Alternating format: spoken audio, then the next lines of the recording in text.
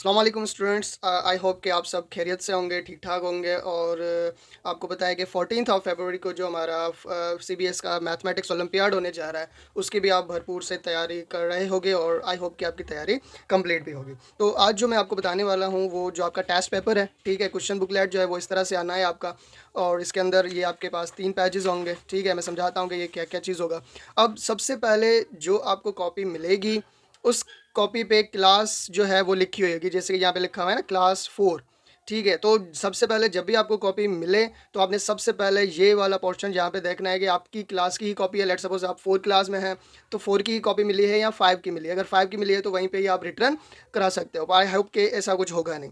अब दूसरी बात आपने क्या करना है, आपने सबसे पहले अपना नाम लिख देना है। यहाँ पे नेम के नीचे फादर्स नेम लिख देना है और सीट नंबर जो कि आपको अलॉट हो चुका है या हो जाएगा, ठीक है। तो वो सीट नंबर लिखना है। उसके बाद ये इंस्ट्रक्शंस हैं जो कि आपने पढ़नी है और मैं क्विकली आपको पढ़ के भी बता सकता हूँ। यहाँ पे सिंपली यहाँ पे लिखा हुआ है, right your name, father's name and seat number carefully. नाम, अबू का नाम और सीट नंबर सही तरीके से लिख देना है। उसके बाद नेक्स्ट क्या है, यहाँ पे candidate is advise to check his her question book page number and question number before start of the test. यानी कि आपको जब भी ये पेज मिले तो आपने पूरे को खोल के देखना है वन टाइम, ठीक है। यहाँ पे नीचे आप देखोगे कि पेज नंबर लगे होंगे।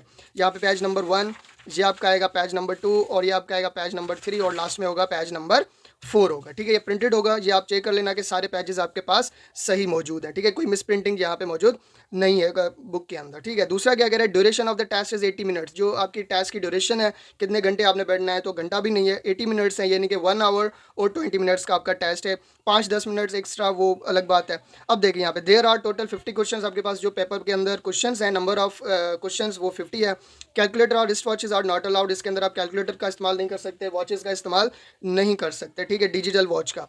उसका है last page is blank for rough work, यानी कि अब आपके पास ऐसा कोई सवाल आ जाता है जिसको आपने मैन्युअली सोल्व करना है, ठीक है, रफ वर्क करना है। जैसे कि डिमास वाला जो अक्सर करे जो होता है सवाल, उसके अंदर आपने थोड़ा सा रफ वर्क भी करना है। तो बिल्कुल इस पेपर के लास्ट में जो पेज है वो आपके पास ब्लैंक पेज होगा, खाली पेज होगा, और जिसके ऊपर लिखा भी होगा रफ वर्क। वहाँ पे आप पूरा का पूरा अपना रफ वर्क यूज़ कर सकते हैं। और नीड पढ़ने पर अगर ये रफ वर्क कंप्लीट हो जाता है और आपको दूसरे पेज की भी नीड होती है तो वहीं पे इन्विजिलेटर या टीचर को बोल के आपको वो पेज भी मिल जाएगा।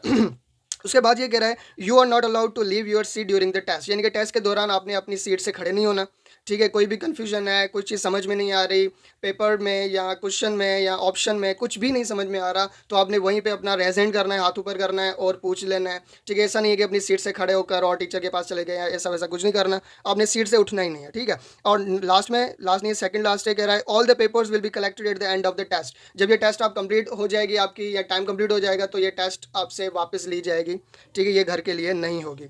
नेक्स्ट में कह रहा है, in case of any confusion, अगर आप इसके अलावा भी किसी चीज़ में कन्फ्यूज होते हो तो get help from your invigilation staff और टीचर्स, किसी टीचर से आप हेल्प ले सकते हो। अब आपको सिंपली ये तो ओवरव्यू आ गया। अब जैसे ही आप यहाँ पे ओपन करोगे तो आपको ऐसे पेज मिलेंगे ना, ठीक है, क्वेश्चंस मिलेंगे। तो ये एक डमी पेपर है, ठीक है, इसके अंदर ऐसा कुछ नहीं है। सो यहाँ पे आपके पास ये यूँ समझें कि ये पेपर में सवाल हैं भी नहीं भी हैं, ठीक है, नहीं कह सकते हम, क्योंकि एक डमी पेपर होगा, ऐसे हम कैसे बता सकते हैं आपको। सो शायद थोड़ी घनी हंसी भी आ रही होगी आपको। सो सिंपली एक सवाल मैं बताता हूँ कि आपने सोल्व कैसे करना है।